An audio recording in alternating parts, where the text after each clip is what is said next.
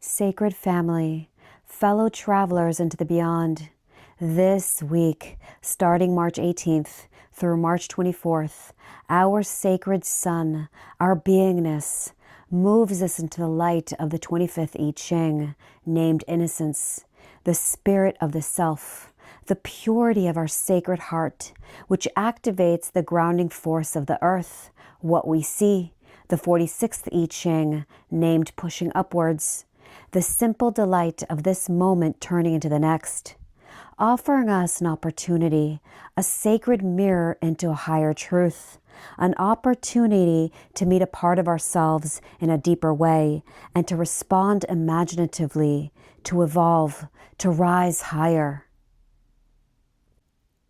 This week's solar transit activates the shadows of constriction, anxiety, and seriousness, offering us a transformation into innocence, universal love, the purity of our sacred heart. And it's through the path of acceptance, accepting of what is in front of us now, and finding the simple delight of this moment turning into the next. The dilemma of the 25th shadow of constriction, of anxiety, is our constricted breathing. Last week's solar transit transported us to the energy of the darkening of the light, an emotional crisis. This week, the sun enters us into the energy of our higher self. Its role is to point us towards our true nature. It's an opportunity to return to our innocence, the purity of our sacred heart. And it's fitting that the Aries equinox, the astrological new year, always occurs during the time of this 25th I Ching solar transit, a time when the dark and the light are nearly equally balanced.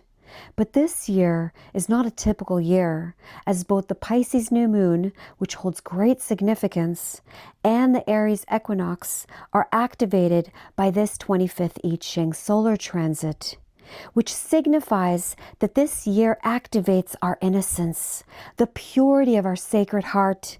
It's amplified as it's the first layer of paint on the canvas of the year. It's the first layer of the masterpiece we're co-creating together. The shadow of constriction is directly connected to two primary things, to our breathing and to our thinking. And this is exactly why the great meditation traditions train us to consciously follow our breath. Because by bringing our awareness to our breathing, it immediately stops the thinking and begins to rewire the neurons in our brain. And over time, the momentum of our thought loops ease up. But yet another side, anxiety is the very vibration that inspires all of us into the quest of higher knowledge, the journey into our inner truth, the journey of self-love, the journey back to our sacred heart. So it's magical and divine from that point of view. So we need to get to know it, to make it our friend. And the shadow of seriousness is all about how deeply submerged we are into our life drama, our life situation. Seriousness is all about attachments. That's all it is. And the deeper we are in the Maya, the illusion of separation, the more attached we are, and the more constricted things feel, the more anxiety. At the shadow level, we're shown our beliefs in the material world.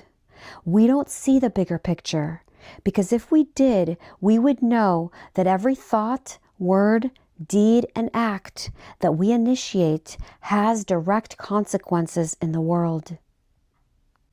And the way out is to go within. It's to accept this moment fully, the simple delight of this moment turning into the next, as we unlearn our beliefs, our mental opinions, which are based on good and bad. We learn that there's no good or bad. There's only the playing out of the mechanics of the Maya. Bad behavior simply leads to consequences. It takes us deeper into matter. And good behavior loosens our grip to matter. And I'll leave it up to you to figure out what good behavior and bad behavior means. Life shows us what that is on its own. The more serious we are, the tighter we are to a system of belief. If there's a system that you're using, it should be so loose in order for it to be transformational, in order for the magic to enter. If you can laugh at your own system, then you know you're wearing it lightly, and it is just a method to move beyond the matter, the Maya, the illusion. So you become the one who sees the joke, but still respects the drama. Because we're here to learn. We're here to loosen our grip, our attachments to the illusion, to matter. And we could do this right now. Begin by acting selflessly. Begin by thinking selflessly. Change gears in life, and everything will slowly change around you. So try being nice for a day and see how your next day feels like. And then be nasty for a day and see what your next day feels like. It's that simple. It couldn't be any simpler. Learn from life. When we learn to be led by the purity of our heart, we're guided by the magic of instincts and intuition. We learn to take down the fences around our garden, around our heart. We share from our innocence, from our growth, our light, our passion, our fire, our gifts, our inner truth, without motivation of any outcome, just the purity of our heart, our innocence. This week's grounding energy, the earth, what we see, the 46th I Ching, named pushing upwards, determination, reminds us that when we let go of expectations, we find that we're in the right place in the right time.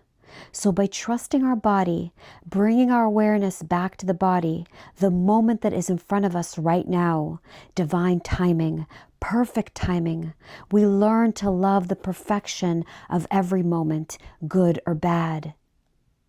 There's this mysterious magic in trusting our body, our natural impulses, those impulses that just happen, no linear or logical motivation, just the purity of our sacred heart.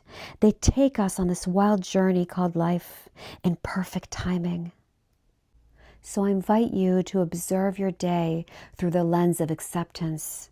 Can you allow, accept, and embrace a slow-moving car that pulls up in front of you? A person that irritates you, rain in the wrong moment. Acceptance happens as we remember our heart, which is the connective tissue that holds together all things. Remember, love yourself and choose to be blessed.